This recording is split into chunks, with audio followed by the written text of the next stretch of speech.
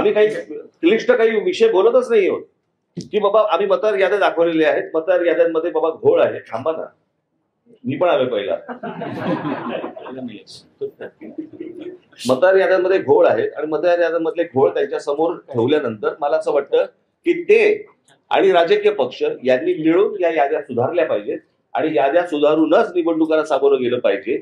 कारण जी लोक मतदान करतायत, म्हणजे जर समजा तुम्ही एक गोष्ट बघितली असेल, यातला एकच फक्त महत्वाचा भाग सांगतो की गेल्या 2024ची जी विधानसभा इलेक्शन झाली, या विधानसभा निवडणुकीनंतर 232 जागा या ह्यांच्या युतीच्या महायुतीच्या निवडून आल्या. 232. पण या 232 जागा निवडून आल्यानंतर देखील मला असं वाटतं तुम्ही सगळेच जण त्याला विटण्याचा संपूर्ण महाराष्ट्रात संदाटा होता. ज्या प्रकारचा जल्लोष महाराष्ट्रामध्ये व्हायला पाहिजे होता त्या प्रकारचा जल्लोष महाराष्ट्रामध्ये नव्हता. हे कसलं द्योतक आहे. सर्वांना धक्का बसला, म्हणजे निवडून आलेल्यांना पण धक्का बसावा. पडलेल्यांना बसतोच, पण निवडून आलेल्यांना पण धक्का बसावा ही कोणती निवडणूक आहे. याद्या नीट कराव्यात आणि निवडणुकीला सामोरं जावं, एवढंच फक्त आमचं म्हणणं आहे. कारण हे काही प्रश्न थांबणार नाही.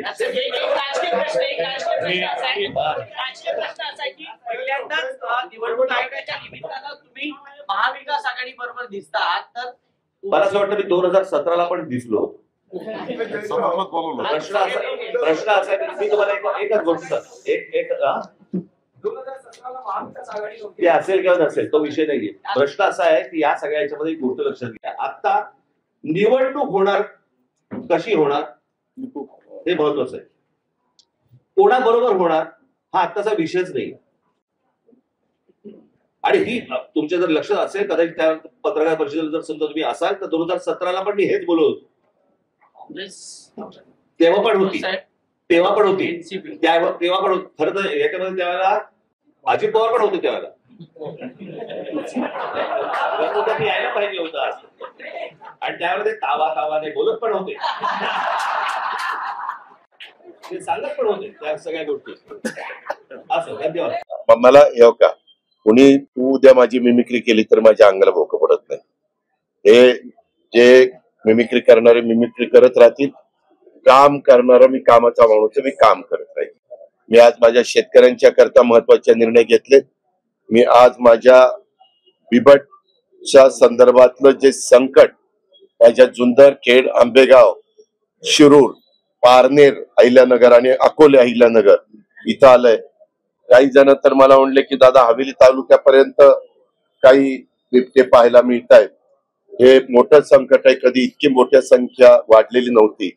मी पत्रकार मित्रांनो सांगतो, आपल्याला पण अशा मिमिक्री करणाऱ्यांना मिमिक्री कोण करतं आपण ओळखून घेतलं पाहिजे. पुन्हा कोणी तुम्ही त्यांना विचारणार का हो राजसाहेब ठाकरे तुम्ही मिमिक्री केल्यानंतर अजित पवार तुमच्याबद्दल असं म्हणले, तुमचं काय मत आहे. मला त्या तशाशी मला माझ्या पूरग्रस्त भागातल्या शेतकऱ्यांना दिवाळीच्या आत मदत कशी जाईल, माझ्या अडचणीतला बळीराजा त्याला ताबडतोब कशा पद्धतीनं आपल्याला पुन्हा उभं करता येईल आणि हे जे काही आम्ही काम हातामध्ये घेतलेलं आहे त्या कामामध्ये येणाऱ्या अडीअडचणी दूर करण्याच्या करता आम्ही लक्ष देतोय, देणार आणि ते काम करू. CEN न्यूज देश प्रदेश की ताजा तरीन खबरों के लिए CEN न्यूज को सब्सक्राइब करें और रहें पल पल की खबर से हर पल बाखबर.